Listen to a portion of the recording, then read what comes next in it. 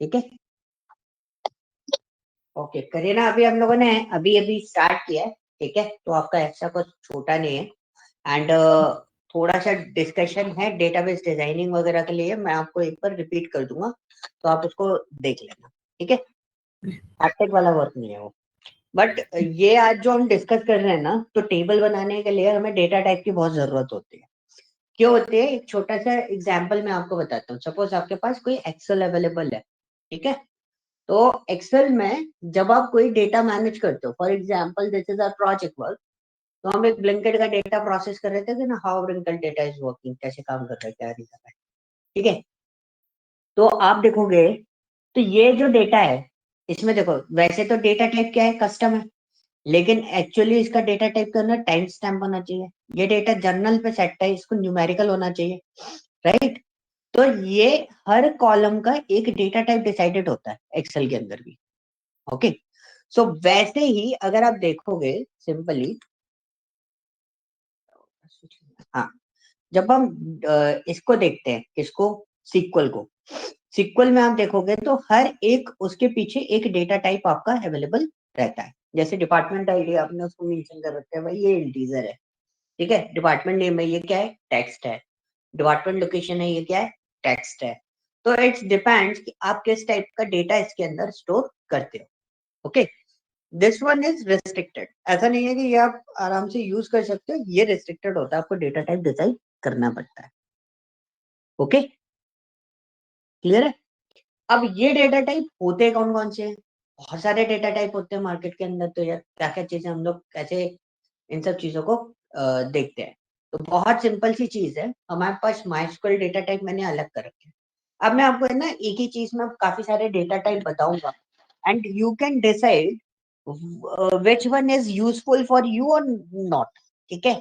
एक छोटा सा एग्जांपल दूंगा, इससे आपको चीजें समझ में आ जाएगी। तो फॉर एग्जांपल आपके पास डेटा टाइप अवेलेबल है, तो डेटा टाइप कौन सा है यहाँ पर, कैर, और यहाँ पे कौन सा है, वेर कैर, ठीक है। अब दोनों ही डेटा टाइप में मैं आपको बोलूं कि दोनों डेटा टाइप क्या यूज करते हैं, कैरेक्टर से स्टोर करते हैं, ठीक है।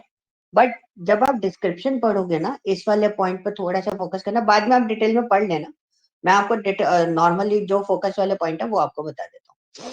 इसमें आपका लेंथ जो है वो एक तो फिक्स्ड होता है, ठीक है, ये वेरिएबल लेंथ होता है स्ट्रिंग की तरह। मतलब कैरेक्टर क्या होता है आपके अकॉर्डिंग, व्हाट इज कैरेक्टर,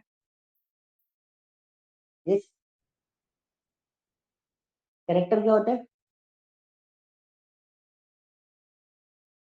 अरे पूछ रहा हूँ मैं लाइक आपसे। स्ट्रिंग हाँ, वो हम लोग डिफाइन करते हैं ना कैरेक्टर डेटा टाइप से।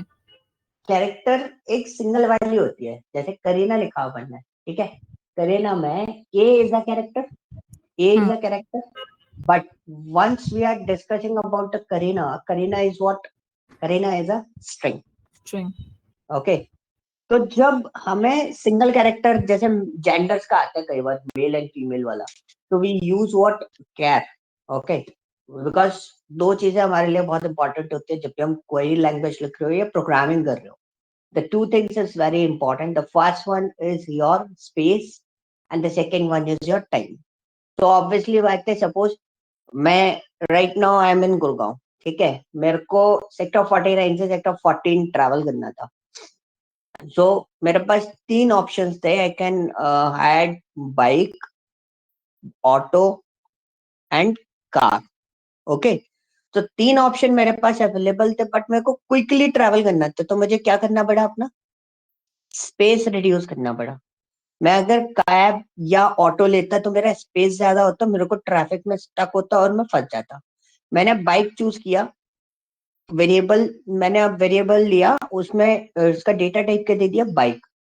तो बाइक क्या हो गया, एक स्मॉल स्पेस हो गया, अगर स्मॉल स्पेस है ऑब्वियसली बात है उसका processing speed as compare to बाई कार और ऑटो ज्यादा था, तो मैं ऑन टाइम एज पर 10-15 के नियर बाय मैं यहाँ पर ड्रॉप हो गया।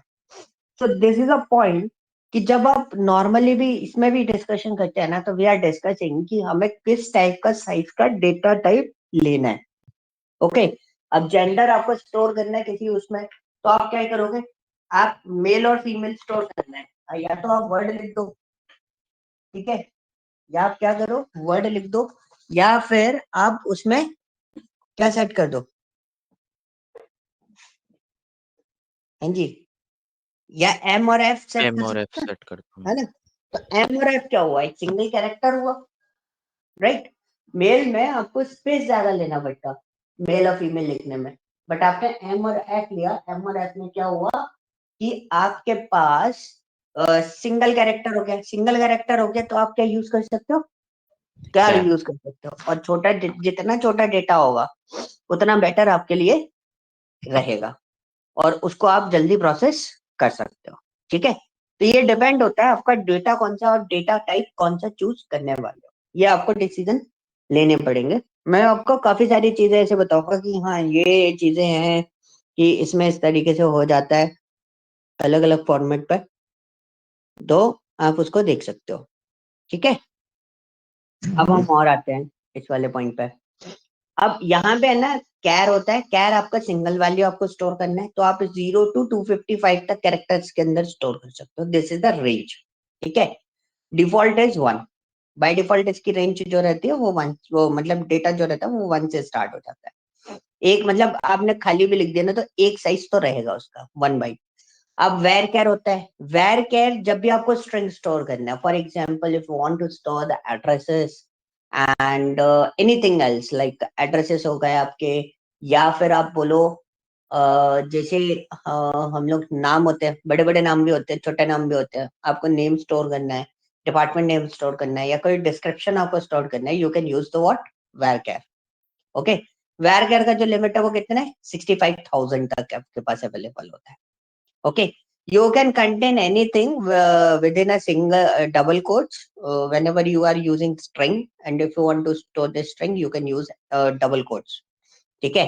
आपको डबल कोट्स के अंदर उसको स्टोर करना है, and you with in a double quotes you can contain any kind of characters, जो भी हो आपके कीबोर्ड में जितने भी कैरेक्टर्स सब आप यूज कर सकते हो, ओके।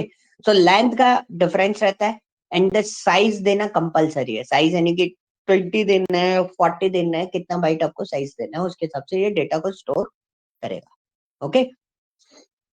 बाइनरी की हमें जरूरत नहीं होती, अब बाइनरी यूज मत करो, बट बाइनरी की जगह you can use what, char, okay.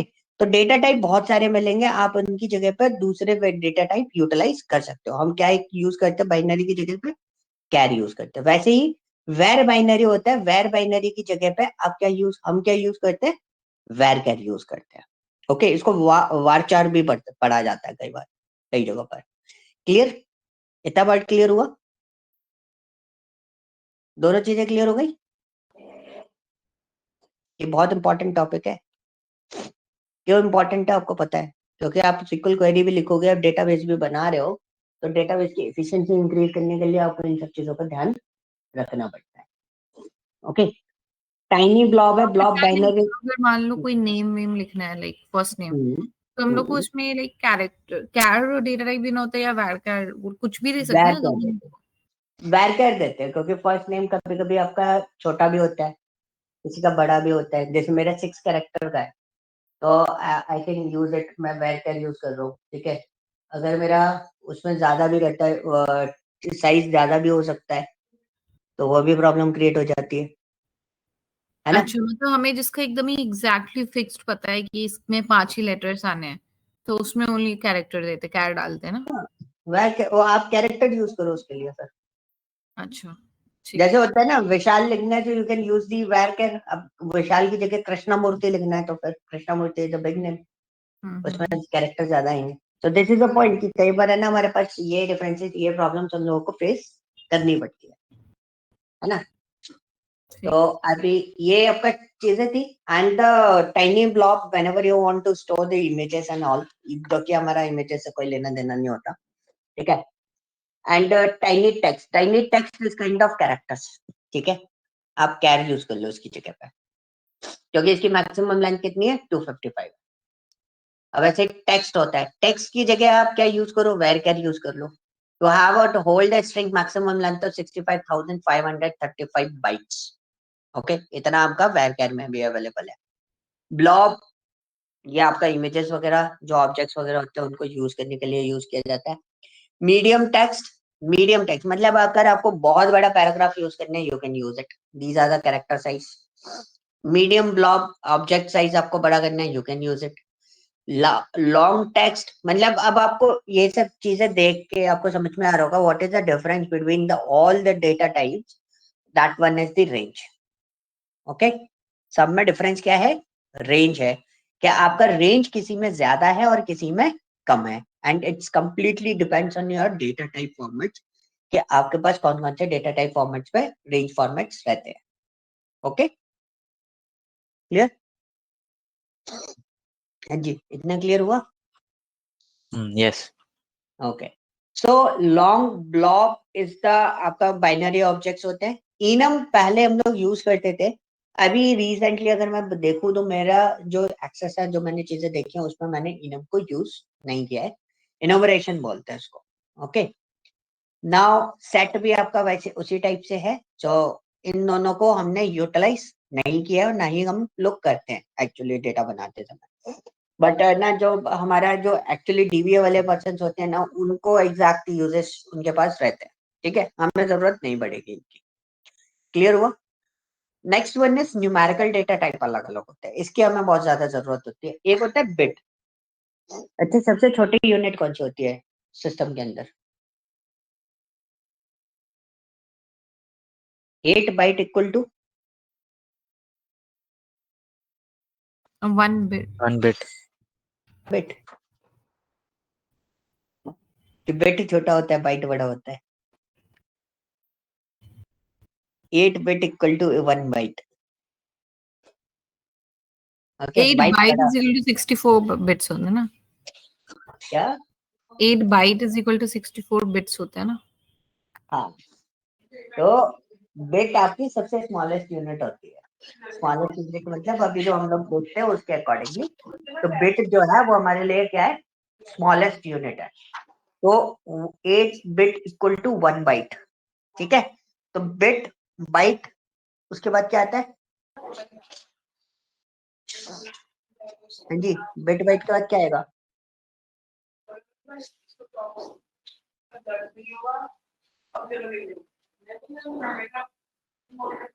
ठीक है, वो सब पूछ रहे हो, किलोबाइट मेगाबाइट वो जो होता है। हाँ।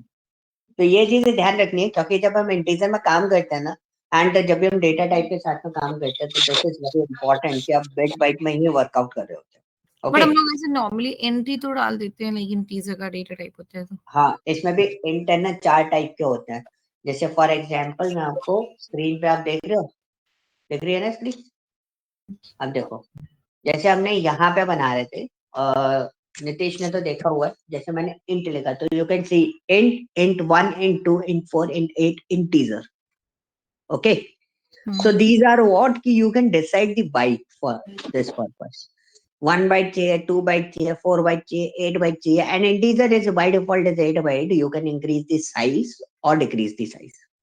ठीक है, so basically क्या होता है, जो आपका जो साइजेस रहते हैं ना डेटा टाइप के, वो डिपेंडेंसी देते हैं।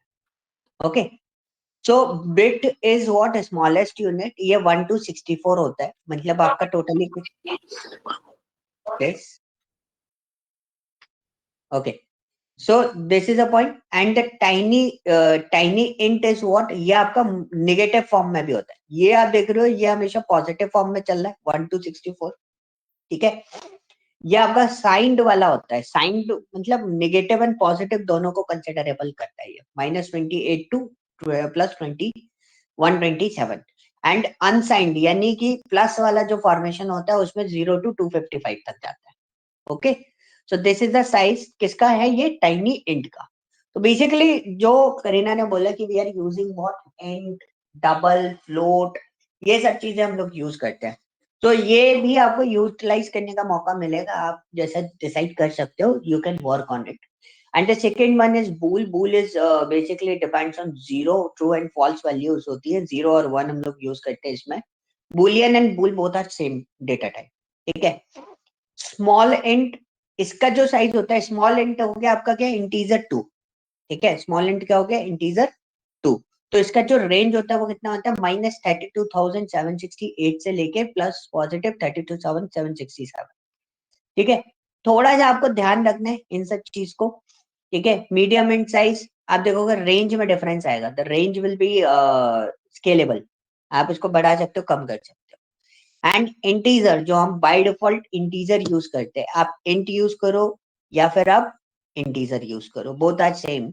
And this is a range, ये अप्रोक्सीमेटली 4 बाइट का होता है। अब मैं 4 बाइट का कैसे बोल रहा हूँ मैं आपको कैलकुलेट करके बता दूं।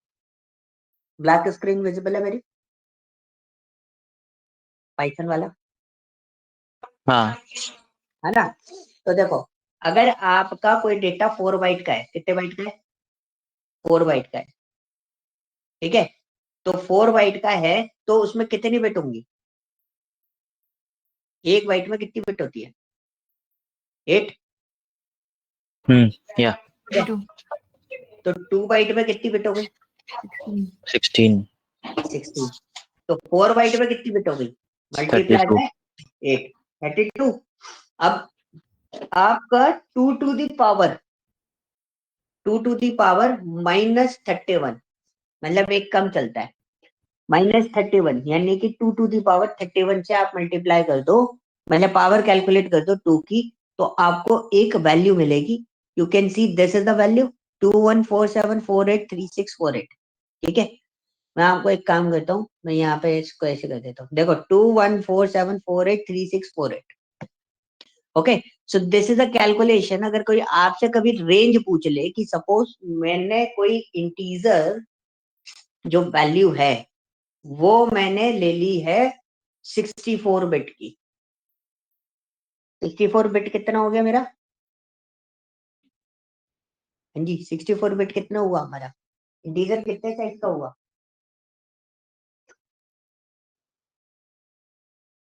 हर बिट का डेटा, सॉरी 32 बिट का डेटा कितना होता है? 4 bite. And the 64 bit is what? 8 byte. And the multiply with 8. That is called what? 64. And what is the range of this data? So you just do one thing, 2 to the power, the range 64 को 1 minus करना होता है, तो 2 to the power 62. This is the range of the data. Okay. You can manage your data by using this one. Okay. So you can see ये हमारा calculation था actually. Range वगैरह जब हमें प्रोग्रामिंग में एल्गोरिथम जब हम एनालिसिस करते हैं, we are using these parts, तो इससे हमें थोड़ी चीजें इजी गोइंग हो जाती है। तो रेंज देखो यहाँ पे 32 बिट पे चल रहा है, मतलब ये अगर मैं इस इंटीजर का साइज आपसे कोई पूछ ले कि इंटीजर का डिफॉल्ट साइज पॉइंट में क्या है, कितना बताओगे? बताओ कितना बताओगे? 4 बाइट, क्योंकि अभी हमने कैलकुलेट किया था ना, जब 4 बाइट का डेटा होता तो हमारे पास एग्जैक्टली यही रेंज हमारे पास आती है। तो इसमें डिफॉल्ट इंटीजर, अगर आप इंटीजर लिख रहे हो खाली, आपसे मैं लिखवाता हूँ ना इंटीजर लिख दो बस इस पे, तो वो कितना डेटा स्टोर कर सकता है? 4 बाइट का डेटा स्टोर कर सकता है। और अगर आपको इतना बड़ा डेटा स्टोर नहीं करना, you can manage this data accordingly, ठीक है। आपके पास ऑप्शन आता है ना into 1 2 3 4, so you can use it. Okay. Second one is what begin. So whenever you want to store a mobile numbers and the figure which is greater than previous range, तो हम क्या use कर सकते हैं? बेगिंट। अब बेगिंट कितना बड़ा होगा? Let's see. तो बेगिंट हमने ये कैलकुलेट किया था 808। मैं बेगिंट का डेटा दिखा देता हूँ, देखो कितना आ रहा है? 808 वाला डेटा ही आ रहा है, सेम डेटा, नंबर्स आप मैच कर सकते हो, है ना? तो बेगिंट का साइज कितना हुआ? 8 बाइट का। 8 byte का. बेगिंट का साइज कितना हुआ? 8 बाइट का। So this is the portion. अक्सर एक क्वेश्चन होता है मेरे से भी और हर किसी से होता है, जो भी आपको डिलीवर्ड कर रहा होगा ना, या आप सिस्टम पे बैठे भी होगे तो आप मैंने जैसे भी ये क्वेश्चन पूछोगे, how can we decide the which range is suitable? So you can use this particular part. So as per this part you can manage the whole data. You can decide कि मेरे को exactly कितना बड़ा data या कितना बड़ा storage इसके लिए बनाना है। Okay. So suppose if you want to store your mobile numbers, you can use this one. तो कर सकते हो ना, बट इसकी रेंज एक्सीड हो सकती है मोबाइल नंबर में। So we can go for the integer 8 byte. So whenever you are using integer 8 byte data, so you can use this. So ये रेंज तो मेरे ख्याल से एक्सीड भी नहीं कर पाओगे। अगर फिर भी ये रेंज एक्सीड हो रही है तो उसके बाद हम लोग ले सकते हैं थोड़ी देर में, हम लोग क्या ले सकते हैं, फ्लोट ले सकते हैं या फिर हम डबल ले सकते हैं. So we have two options. The first one is double and float. Okay. So what is this double and float? हाँ जी, डबल और फ्लोट क्या है? डबल और फ्लोट होते हैं आपके fractional data. Fractional data is what, जब हम स्टोर करते हैं ना 1.5, 1.2, 1.3, तो इनका साइज बहुत बड़ा होता है as compare to integer values. इनका साइज जो रहता है ना वो ज्यादा बड़ा रहता है. तो we will use what, double and float. तो बेसिकली आप जब इसमें वर्कआउट कर रहे होगे तो that we are using what, double. Okay, तो इसमें दो चीजें होती हैं. This one is size. Okay, next one is what, decimal numbers. Decimal numbers is what, decimal numbers is what, जो डॉट के बाद रहते हैं. ठीक है, उनको हम क्या बोलते हैं, डेसिमल नंबर्स. ये साइज हो गए, ये हमारे बेसिकली प्रिसीशन बोले जाते हैं. ठीक है, सो Okay. This is a point कि हमारे पास दो ऑप्शन है, एक है फ्लोट, एक है double. So it depends what kind of data you want to store. Okay, so यहाँ पे भी ये चीज रहती है. अच्छा, ये दो तीन चीजें और मैं बताऊंगा. We will use decimals and numeric data. ठीक है, ये दो डेटा टाइप और आपके पास आते हैं, तो हम इनको भी यूटिलाइज कर सकते हैं. क्लियर, ये चीज क्लियर हुआ. अब आता है सबसे इंपॉर्टेंट, जो डेटा में सबसे ज्यादा प्रॉब्लम क्रिएट करता है, कौन, डेट एंड टाइम. तो इसमें बहुत अच्छे से एक चीज समझ लो, बस ये चीज समझ लो, बाकी सारी चीजें तो फिर भी मैं समझा दूंगा. ये आपको दिमाग में बिठानी है, क्या जो मैंने सिलेक्ट कर रखा है, what is that. This is a date format. की फॉर डेट इसी फॉर्मेट में स्टोर होगी, इसके अलावा कोई और फॉर्मेट इसके अंदर यूज नहीं होगा. अब किसी और फॉर्मेट में डेटा को लेके आ रहे हो और आपने डेट डेटा टाइप ले रखा है, तो वो प्रॉब्लम क्रिएट कर देगा. ठीक है, वो क्या कर देगा, उसको प्रॉब्लम क्रिएट कर देगा.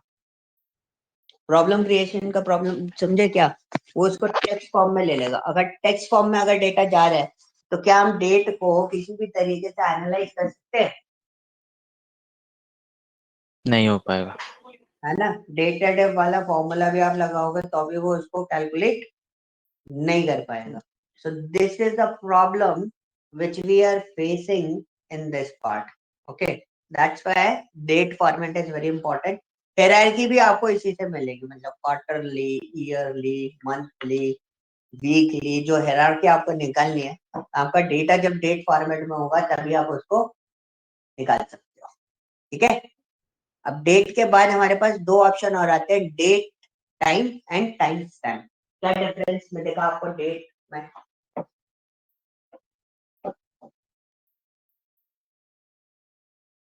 डिफरेंस क्या देगा, date time and time stamp.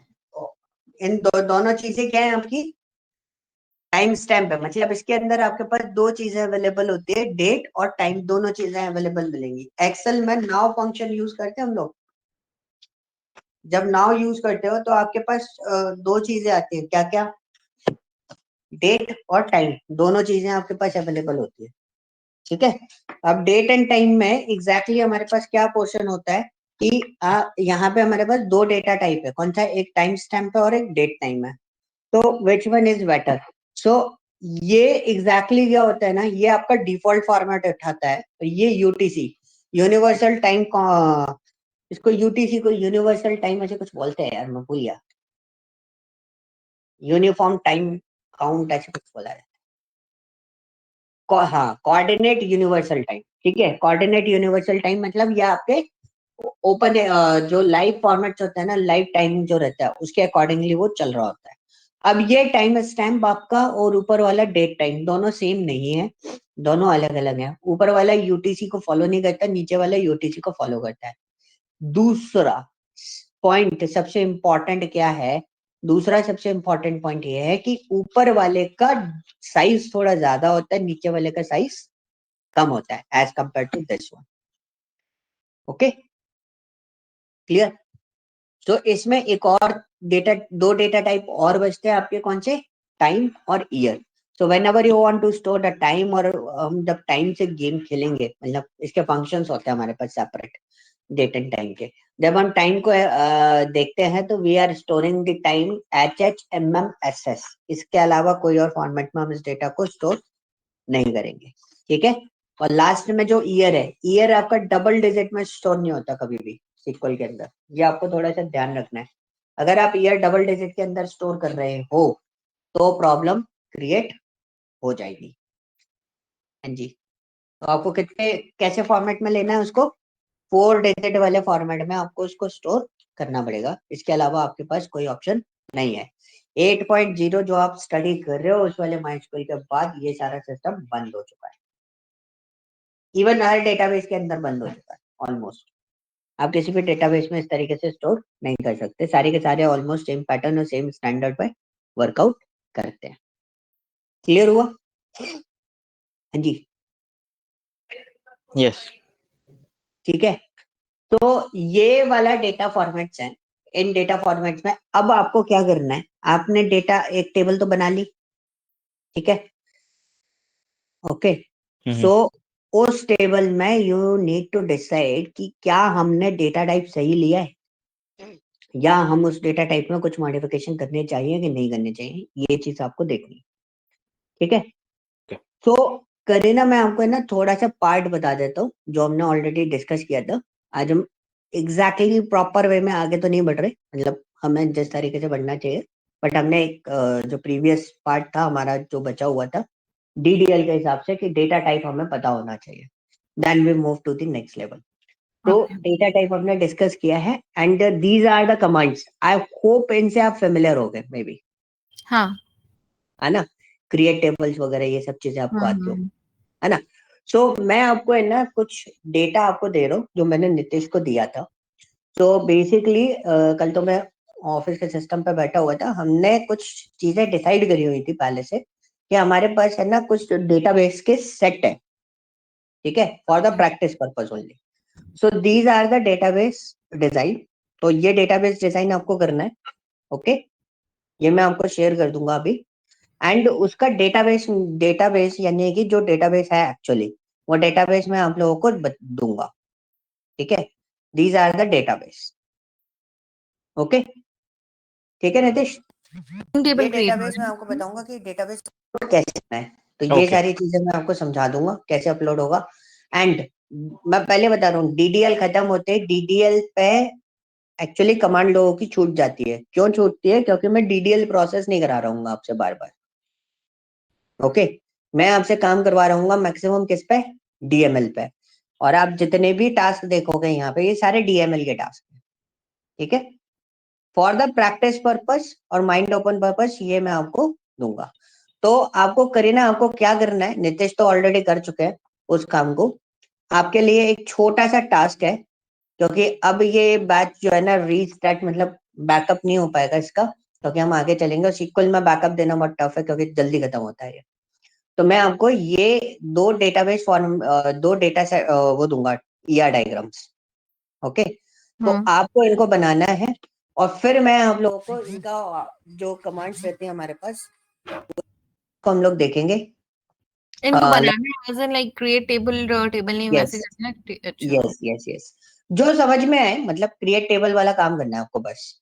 अच्छा, डोंट ट्राई टू इसमें तो नेम कनेक्ट इट। लगेगा ना। हाँ, आपको फॉरेन की वगैरह कुछ कनेक्ट, जैसे टेबल में कनेक्शन है ना, वो सब हाँ, नहीं देना, वो सब मैं आपको बताऊंगा, जो कीज वगैरह है वो सब बताऊंगा मैं आपको, सारी चीजें। बस आपको ये टेबल बनानी है, क्योंकि हम जब इसके असेसमेंट स्टार्ट करेंगे ना उससे पहले हम लोग है ना ये टेबल्स हम लोग ऑलरेडी बना लेंगे, जिससे आप ऑल्टर वगैरह ये सारी कमांड्स है ना प्रैक्टिस कर सको बनाने अच्छा, से बनाते समय, ठीक है। तो आप बस टेबल बनाना, बाकी कुछ अप्लाई मत करना उसके अंदर, ठीक है। ओके। अभी मेरे ख्याल से आप लोगों को ग्रुप नहीं बना, मैं आपको ग्रुप बनवा देता हूँ। तो आप लोग SQL 10 o'clock इस नाम से ग्रुप आएगा आपके पास, ठीक है, रिक्वेस्ट आएगी, उसको एक्सेप्ट कर लेना, ओके। ओके। क्योंकि फिर उसमें आएगा, क्योंकि हमें ऐसे थोड़ा सा दिक्कत आता है अलग अलग लिंक्स भेजने में, तो हम सिंगल ग्रुप बना रहे हैं आपका, ओके। तो आपको भी इजी रहेगा और हमारे को भी इजी रहेगा, क्लियर। फिर तो DS20 पे नहीं आएगा लिंक? DS20 एक्चुअली है ना बहुत सारे ग्रुप हो गए हैं, तो DS20 आपका सेपरेट चल रहा था, अब आपका SQL के नाम से बैच आ जाएगा। ठीक है ठीक है ठीक है, उस पे आ जाएगा सिंगल, उसमें मैं करीना को भी ऐड कर दूंगा या जो भी होंगे उन सबको एक ही में ऐड करके रखूंगा। ओके ओके, क्योंकि ऐसे थोड़ा सा ना मैनेज करने में मेरे को दिक्कत आ रही थी, क्योंकि कौन सा बैच कब स्टार्ट करना है, तो ये थोड़ा सा प्रॉब्लम हो जाता है, तो उसको सिंक कराया हमने अभी। ओके